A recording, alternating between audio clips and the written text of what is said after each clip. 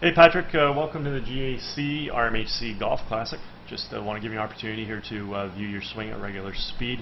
We'll let that play on through. We'll put you back in your dress position and we'll go ahead and take a look at a few things for you.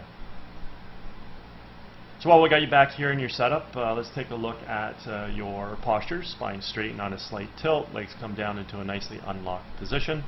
Arms hang down nice and naturally off your tilted spine and the club works out to the ball. So pretty good posture there in association for sure with good balance.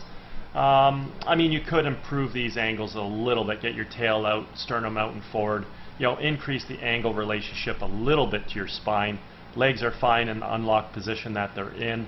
Then the arms would hang down off that slightly more tilted spine. The club would work out to the ball. So a subtle refinement would be ideal just because you're maybe a little bit tall at address there. Next thing we want to observe has to do with your alignment. We can see that your feet are aiming definitely a little bit left here. Carry that out towards the fairway. Theoretically, your club face is supposed to run parallel. Your feet parallel lines would have an appearance to converge on camera, and so therefore we can see that you're definitely set up down the left edge of the fairway. And you may do this because you're probably accustomed to watching your golf ball start somewhere left and then has left to right movement, and you hit some kind of a fade and or slice typically when you hit the ball well. Let's go ahead and do a little split screen comparison here between you and Jordan Spieth. We'll watch Jordan take the golf club back. Whoops, sorry, got the wrong frame going there. We'll watch Jordan initiate his takeaway, whereby he creates good shoulder rotation, bringing the arms and hands back as well as the club. And we want to see the club coming back directly along the red line, which means the club is swinging back on proper plane. In the early stages of the golf swing right here, we also want to see the club head situated currently below and in front of his hands, and we want to see that golf club now get above and behind his hands, all the while the shaft of the club still on the red line. From here we're going to work that golf club from red up towards the blue-yellow V zone.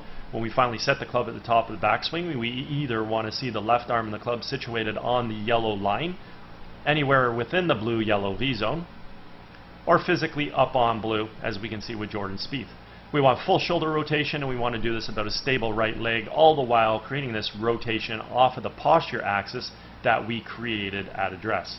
Let's go ahead and watch you initiate your takeaway. Now, because you're set up open, typically we see the hands and club go outside of the swing plane.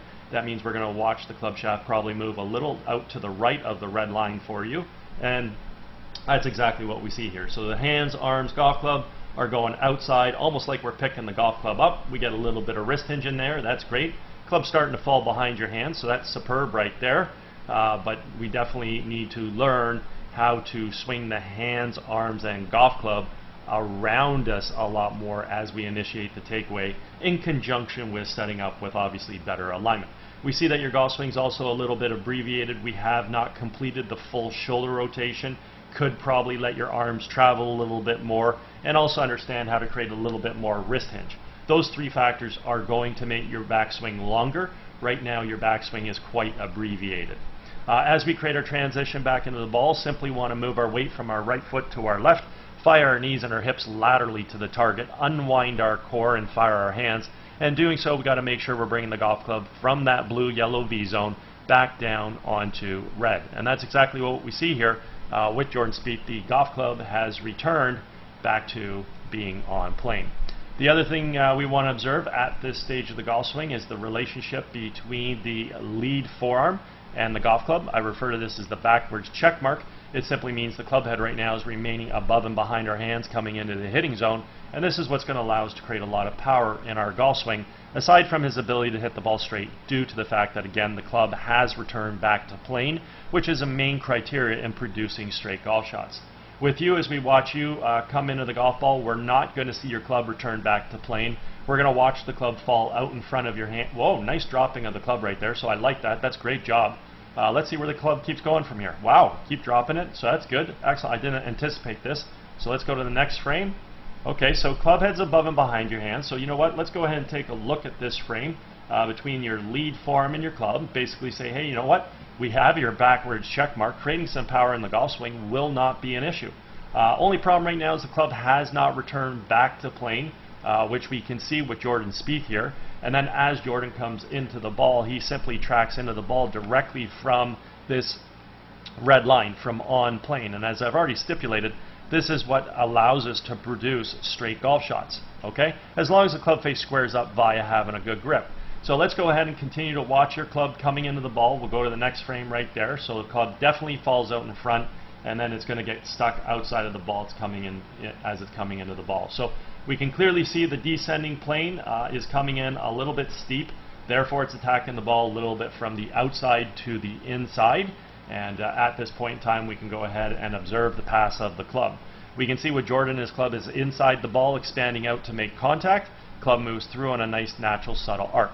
Your club is stuck outside the ball, moving down and across to make contact, and keeps moving through to the left. So very simply put, if we square the club face up to that swing path, obviously we're going to hit the ball in that direction to the left, and that's the direction, first of all, obviously where you're swinging, and second of all, where you're aiming. So at this point in time, you have to leave the club face open and impart some left to right spin, and hopefully you can hit this nice little fade towards the target. If you over-release the club to the red path, unfortunately what's going to happen is you're now going to hit a bit of a pull draw or pull hook. If you leave the club face open to the red path, then you'll obviously hit more of a fade or a slice. So the end result of your golf shot is dictated based on the timing of the club face. When the club is attacking from outside, striking the ball and moving inside. If we over-release the club, it follows blue. Under-release the club, it follows yellow. And if we time it properly, it will follow red, and everything will turn out. Lastly, just looking at your right heel here, it's off the ground at point of impact. Let's see your continued foot activity through to the finish, and see if you get up on your toe, which you do, and you carry yourself through to a pretty decent finishing position. So that looks pretty good right there. Overall, there's some nice athletic qualities with respect to your golf swing. Hands come back, you fire them through. Your core works, you coil, you uncoil. Obviously, as we discussed, we would like to see more coil. And we get enough footwork to get you through to the finish. So, in summary, we have to improve the alignment. We got to be running parallel left of our target line with our feet, knees, hips, shoulders, and arms. When we swing the golf club back, we want to let the hands, arms, and golf club swing around us to the inside, not outside. We want to turn our shoulders more, swing our arms back further, learn how to create more hinge to create a longer backswing. Then at that point in time, your downswing will automatically improve. But if it doesn't improve 100%, then that's the ultimate goal, is to get you come into the ball from an on-plane position. Okay?